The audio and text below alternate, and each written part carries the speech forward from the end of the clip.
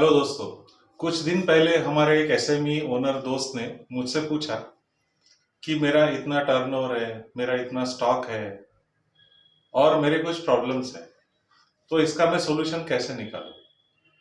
तो बहुत बार ये एज ए एसएमई ओनर हमारे दिल में सवाल आता है, क्या मेरा स्टॉक सही है, क्या मेरा टर्नओवर सही है, क्या मेरा प्रॉफिट सही है।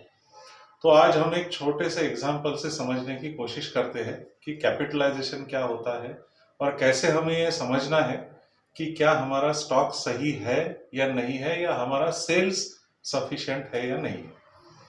तो एज्यूम कर लीजिए कि आप एवरेज में 1 करोड़ रुपए का स्टॉक मेंटेन करते हैं।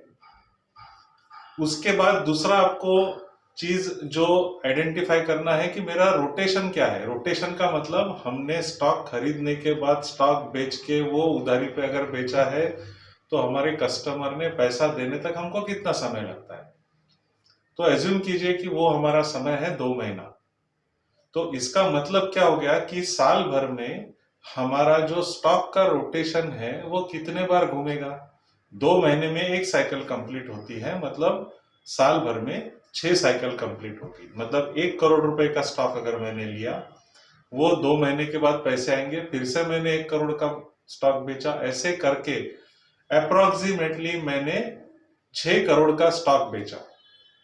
अब मेरा सेल कितना हुआ, तो समझ लीजिए मेरी मार्जिन 10% है, तो मेरा सेल हुआ 6 करोड़ 60 लाख रुपए। या एज्यूम कर लेते फिलहाल के लिए कि मेरा सेल अप्रोक्सीमेटली 6 करोड़ होना चाहिए। फिर मैंने उनको पूछा कि आपका एक्चुअली सेल कितना है, तो वो कहते हैं कि मेरा सेल तो 3 करोड़ 60 लाख है। मतलब क्या हुआ कि 3 करोड़ 60 लाख अगर सेल्स है तो मेरी साइकिल अगर एवरेज में 6 बार घूम रही है, तो मतलब मेरे पास में 60 लाख का स्टॉक होना चाहिए था। मतलब 60 लाख का स्टॉक 1 बार 2 बार 3 बार 4 बार 5 बार और 6 बार घूमा, तो 3 करोड़ 60 लाख का टर्नओवर हो गया। जबकि मेरे पास 1 करोड़ का स्टॉक है और मेरा सेल है 3 करोड़ 60 लाख। इसका मतलब क्या कि मेरे पास डेड स्टॉक जो है वो 40 लाख का है। मतलब मेरे पास 40 लाख का ऐसा माल है, ऐसे गुड्स है, या तो वो बहुत ही धीरे धीरे धीरे धीरे सेल हो रहे या सेल ही नहीं हो रहे। तो फिर अब ये 40 लाख अगर मेरे स्टॉक में अटके हैं तो कहां फर्क पड़ेगा, मेरी मार्जिन कितनी है। अगर मेरी मार्जिन 10% है तो ऑलमोस्ट 4 साल का मेरा प्रॉफिट स्टॉक में अटक गया है।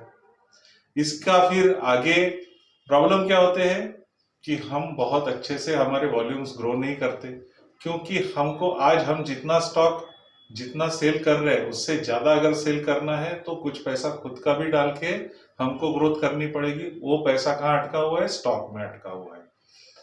सिमिलरली यही चीज होती है डेटर्स में। अगर नॉर्मल कोर्स में 2 महीने में पैसे आ जाने चाहिए और अगर वो नहीं आ रहे तो आपके पैसे डेटर्स में अटक जाते हैं। तो ये सारा जो मैनेजमेंट है इसको हम कहते हैं प्रॉफिटेबिलिटी लिक्विडिटी मैनेजमेंट। मतलब आपका कितना प्रॉफिट है उसका संबंध सीधा सीधा होता है कि आपका लिक्विडिटी कैसा है। अगर आपकी ग्रॉस मार्जिन बहुत कम है और आपका रोटेशन भी लंबा है तो आप कहीं ना कहीं कल जाके प्रॉब्लम में आने वाले हो। तो मार्जिन कम होना ये बुरी बात नहीं है अगर आपका रोटेशन फास्ट है। अगर किसी के पास जाएंगे, उनका ग्रॉस मार्जिन मतलब सेल और परचेस का मार्जिन जैसे नॉर्मली स्टील के बिजनेसेस में होता है, स्टील के ट्रेडिंग में होता है, बहुत कम रहता है। तो समझ लीजिए वो मार्जिन सिर्फ 2-5% ही है।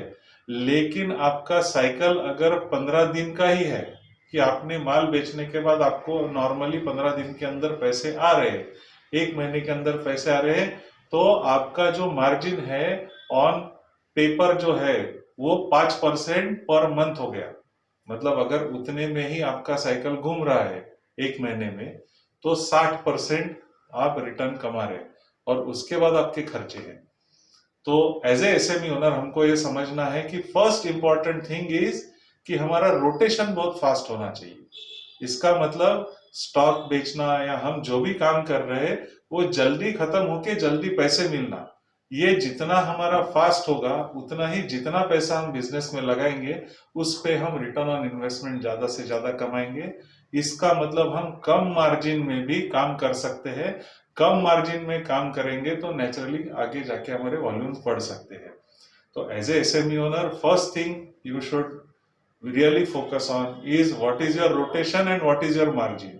अगर आप जिस बिजनेस में है उसमें रोटेशन लंबा है, 2 3 4 महीने बाद पैसे आते हैं, तो क्या आपकी मार्जिन अच्छी है? अगर मार्जिन अच्छी नहीं है और रोटेशन भी लंबा हो रहा है, तो कहीं ना कहीं जाके आप प्रॉब्लम में आते हैं। फिर सैलरी टाइम पे नहीं होती, फिर वेंडर्स को टाइम पे पैसे नहीं दे सकते, फिर टैक्सेस नहीं भर सकते, ऐसे दुनिया भर के प्रॉब्लम्स आने चालू हो जाते हैं। हमारी सीसी लिमिट ज्यादा रहती है लेकिन सेल ऑफ स्टॉक कम रहता है। ऐसे कई सारे प्रॉब्लम से हम जूझना चालू करते हैं। लेकिन अगर हम इसका रूट देखेंगे तो रूट ये है कि आपका रोटेशन साइकिल और आपका ग्रॉस मार्जिन, ये आपने सिंक्रोनाइज नहीं किया है, इसका मैचिंग नहीं किया है। अगर आप मार्जिन नहीं बदल सकते तो आपको रोटेशन साइकिल बदलना पड़ेगा। अगर आप रोटेशन साइकिल नहीं बदलते तो आपको मार्जिन बदलना पड़ेगा। इसमें आपका सेल्स वॉल्यूम कम भी रहा तो चलेगा, लेकिन आपको ये दोनों को मैच किए बगैर आप धंधा अच्छे तरह से लॉन्ग टर्म में नहीं कर पाएंगे। इसके बाद जो स्टेज आती है कि दोनों, चलो ये दोनों अच्छा है हमारा, तो भी हम प्रॉब्लम में है। तो कहां पे इशू आता है कि जो हमारे प्रॉफिट्स हमारे पास जमा हो जाते हैं, वो हम ऐसी जगह डाल देते हैं कि जो डेड हो जाता है, मतलब डेड स्टॉक, डेड डेटर्स। मतलब हमारा एक लेवल पे बिजनेस बहुत अच्छा चल रहा है और अच्छा चलने की वजह से प्रॉफिट जमा हो गया। प्रॉफिट जमा होने के बाद हमने जब बिजनेस बढ़ाया तो बढ़ाते वक्त हमको वो अंदाज नहीं आया और हमारा स्टॉक या डेटर्स डेड हो गए। तो हमको तीनों चीजों का इंपॉर्टेंस ध्यान में रखना है। एक तो लिक्विडिटी, मतलब हमारा रोटेशन साइकिल, दूसरा प्रॉफिटेबिलिटी, ये दोनों मैच होना चाहिए। इसमें से जो प्रॉफिट जनरेट होगा वो भी हमेशा हमने ऐसे एसेट्स में डालना है जहां से हमको रिटर्न्स लिक्विड में जनरेट होंगे, नहीं तो हम फिर से प्रॉब्लम में आ सकते हैं।